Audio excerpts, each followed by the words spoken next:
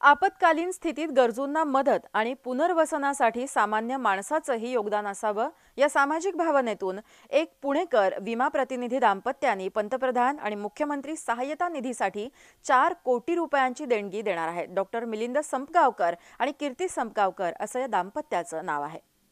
आपत्कालीन स्थितीत गरजूंना मदत आणि पुनर्वसनासाठी सामान्य माणसांचेही योगदान असावे या सामाजिक भावनेतून एक पुणेकर विमा प्रतिनिधी दाम्पत्य पंतप्रधान आणि मुख्यमंत्री सहायता निधीसाठी 4 कोटी रुपयांची देणगी देणार आहेत। डॉक्टर मिलिंद संपगावकर आणि सौ कीर्ती संपगावकर असे या विमा प्रतिनिधींचे नाव असून एकाच दिवशी 11,000 विमा पॉलिसी उतरवण्याचा अनोखा विक्रमही ते करणार आहेत।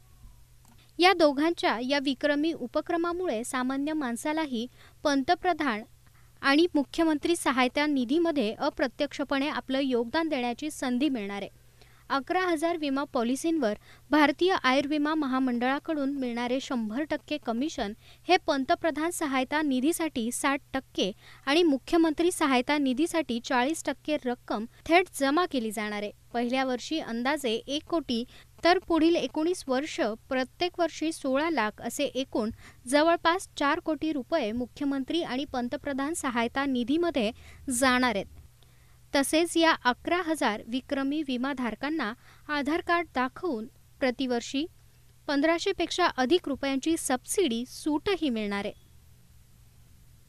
याबाबत बोलताना डॉक्टर मिलिंद संपगावकर म्हणाले की माननीय पंतप्रधान नरेंद्र मोदी यांच्या मते प्रत्येक भारतीयांना विमा कवच असावे।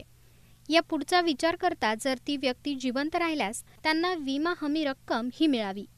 यामुळे गुंतवणुकीची सवय लागेल आणि पंतप्रधान तसेच मुख्यमंत्री सहायता निधीत आपणही काही देणे लागतो ही भावना जास्तीत जास्त सामान्य नागरिकांना व्हावी। पंतप्रधान आणि मुख्यमंत्री सहायता निधी सक्षम करावा जेणेकरून आपत्कालीन वेळेस अर्थव्यवस्थेवर कोणताही इतर भार येणार नाही। आपण एकाच दिवशी 11,000 लोकांना LICचा आधारस्तंभ ही जीवन विमा पॉलिसी विकतोय। त्यातून येणारं संपूर्ण कमिशन माननीय पंतप्रधान व माननीय मुख्यमंत्री यांच्या सहाय्यता निधीमध्ये आपण डोनेट करतोय आणि हा सगळा विक्रमी पुस्तकात नोंदवून त्याचं विक्रमवीर म्हणून प्रमाणपत्र या सर्व 11,000 लोकांना आपण देण्याचं ठरवलं। याच्यामध्ये जर जे कोणी लोक आपल्याकडनं विमा पॉलिसी घेत आहेत त्या लोकांना प्रीमियममध्ये जवळपास 30%ची सूट किंवा सबसिडी मिळते। त्याचबरोबर जर आपण PM आणि CM रिलीफ फंडमध्येच का डोनेशन करतोय तर कमिशन देण्यामागचं कारण तर माननीय पंतप्रधान व मुख्यमंत्री यांच्या सहाय्यता निधीचा वापर हा आपत्कालीन स्थितीमध्ये केला जातो आणि देशावर आपत्कालीन व्यवस्थेसाठी फंड स्ट्रॉंग असणं गरजेचं आहे। त्याची वाट बघत बसण्यापेक्षा आपण आधीच तो फंड जमा करायला सुरुवात केली।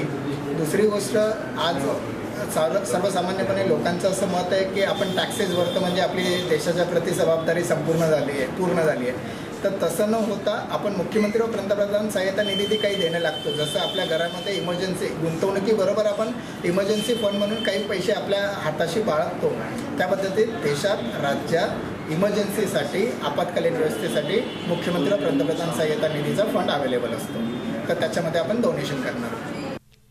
या योजनेत वय वर्ष 8 ते 55 यामधील कोणालाही सहभागी होता येणार असून यामध्ये 10 ऑगस्टपर्यंत नाव नोंदणी करणे आवश्यक आहे।